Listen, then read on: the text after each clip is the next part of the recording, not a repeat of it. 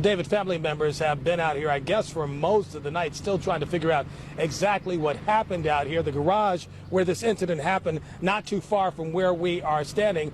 But at this point in time, this appears to be a tragic accident. Now, the female victim has now been identified by family members as Tamika Hargrave. She was found on the ground lifeless, along with another man who was apparently the mechanic who was working on her car.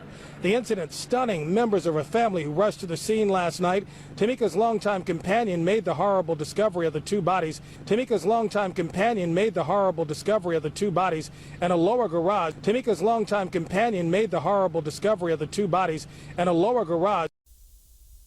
You see how they conveniently left out the fact that this was her husband, but for Eve, it was a longtime companion. This is what they said. And it was a vice versa situation.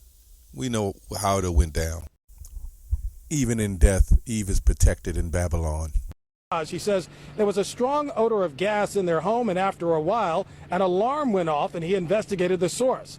Kahali Johnson kept following the source of that odor that smelled like automobile exhaust. It took him a while, but eventually he made it to the garage. He opened several doors before he found a vehicle that was running and the two victims. And as I go to step to try to open the last garage door, I see the mechanic. He's laid out, and she's just a few feet away, and she's laid out. And pretty much I had to call 911 because at this time, with that level of emissions, whatever, I knew they were gone. While she was cheating on her husband with her car mechanic. Instant karma. So this case, man, talk about instant karma. So this case is the Tamika Hargrave case, y'all. This woman right here, she passed away while she was cheating on her husband with her car mechanic. Now, the crazy thing is Tamika and the mechanic both passed away. Now, they were having intercourse in a closed garage while the car was still running. And they both passed out from the fumes, and they basically passed away. They are unalive. Now, they were found, not only that, but y'all, they were found by her husband. Can you imagine finding your wife cheating on you? And then she ends up, her and her, whatever you're going to call it, lover, end up unalived? Like, man, I can't imagine what her husband felt in that moment. Like, wow. All the praises. I want to give all the praises and the honor to Yahweh Bahashem, Yahweh Shai Bahashem, Rechaha Kodash, and double honors to the elder apostles and even the elder bishops of Great Millstone. Honors and salute to you other brethren, elders and brethren, you followers and believers of this faith, even you few sincere sisters, and shalom to the hopefully elect. Anyway, I got this video clip, or actually it was the actual article, and then I went in and did the video. This brother here, elder brother, Assidians DMV, ASSIDEANS DMV, formerly GMS Assidians DMV. He's on the other branch, Baltimore branch, Israelites, and he does great videos. Subscribe and be edified as well. Great teacher. So anyway, I took the liberty through the Spirit to decide to do a video on this particular topic because me kind of being in that field, I've seen a lot of that. I've even worked 40 years ago. Was it 30? Might have been 30. Yeah, about 30 years ago. I worked for older Jake and in the shop, and he had a back, there was an extra room in the back where he would store his extra tools, right? But he, took and bought himself a nice bed and put it in the back. So sometimes I would forget things and come back down there and say, he would lock up everything. And then I would see the car of the one of the women that he worked on. Now, if the woman was single, that's fine. Sometimes they were, sometimes they wasn't. You brothers, you got a woman, don't let her go to the shop, man. I've seen tons and tons of that, and it was a whole lot of adultery. He didn't care. When you're in a world like that, he didn't care. I mean, I had them women hitting on me, feeling on me right while their husband's there, man. You'd be surprised. And I'm not saying it's just there. I hear this is happening at Amazon. You know, I'm sure it happens. I heard of these stories in the medical practices. Any of these particular practices, I can't think of all of them. It may go on in McDonald's. I don't know. But I just want to tell that story. I can sit here and I can go about an hour on stories. One more that I remember. Let me get a scripture real quick before I go back. 1 Peter 4:17. For the time has come that judgment must begin at the house of Yahweh, the house of Israel. And it first began at us. What shall the end be of them that obey not the gospel? So I got my ass kicked, and I'm sure a lot of you other brothers and sisters, I had things happen to me for things I've done in the past. Nobody escapes, right? Nobody escapes the wrath of the Lord, and we have to be fearful of that. I remember another story where there was a woman, an elder woman. It was a couple that would always come down. They would come down to the shop. I'm like 20 years old. I'm 19, something like that. So I'm a very young man. But a lot of wisdom hadn't hit me yet, but I knew something was wrong. So I was to take out our passenger seat. Now, she had her car, he had his car. And I said, okay, let me take out the passenger seat. And there it was, panties. She would have them stuffed under the seat. There was another woman came down. She was a businesswoman, and I would have never thought. She called her husband and said, hey, I'm going, to,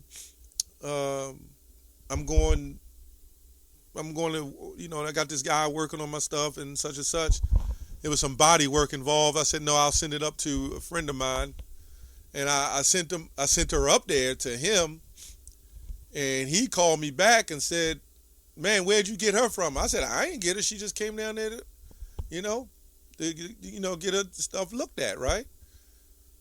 And they told him about they ran trains on her. It was like 3-4 of them in the shop. So I'm not going to go on and on about it, but I got 30-40 more stories like that, So this is the judgment. The Lord don't need Kevin Samuels. Hey, what happened with Jeremiah? And the Lord had to say, pray not for these people, even in Lamentation, he said their iniquity has been accomplished.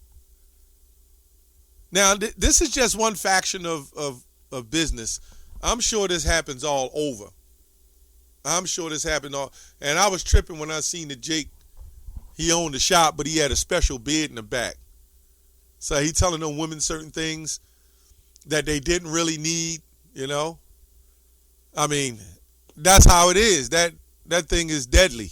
They sharpshooters, I mean, yeah, they sharpshooters, man. You go down there with your woman and you let her come down there by herself. Okay? You see what happens. Let me get a scripture real quick. Let me get another one. I just wanted to bring this to the attention. Now, you can't stop anything. If Eve is going to do, your woman is going to do something on you, there's nothing you can do. But there are situations where you, what do they call that? Preventative maintenance. You make sure that there's certain things not in place to give the opportunity for those things to happen. They're the weaker vessel. Anyway, Proverbs 20:17. Bread of deceit is sweet to a man. And that's what this guy did. He saw this woman, and you had to know that wasn't the first time they was getting it on like that. They probably had the car running so nobody would hear the extra noises.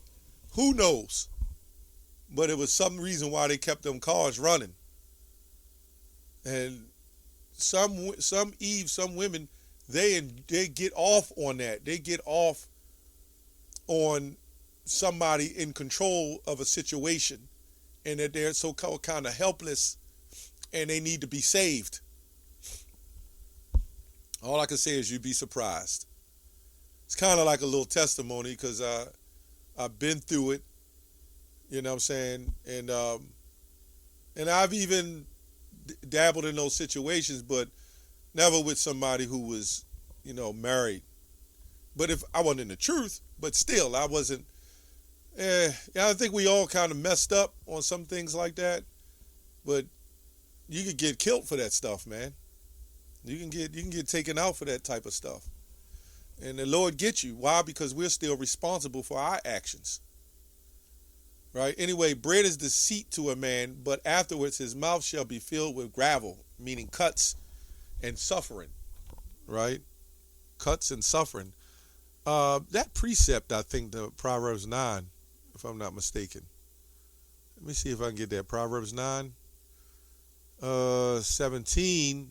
Stolen waters are sweet, and bread eaten in secret is pleasant. That's this in a nutshell. That's why Jeremiah 4 says, my people are wise to do good. Wise to do evil, but to do good they have no knowledge.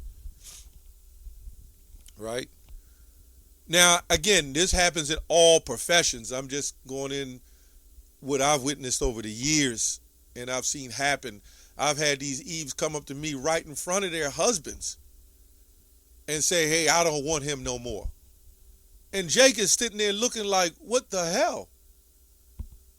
And Jake is just so simped out and beaten down, man. He has no comeback. But you know what? The Lord is going to bring judgment on you Jakes, man. All on the house of Israel. The Lord is going to bring judgment. That's why I read that in 1 Peter 4. And I remember I went and talked to a good friend of mine in the world. He was a good friend, but, we kind of partnered up a little bit.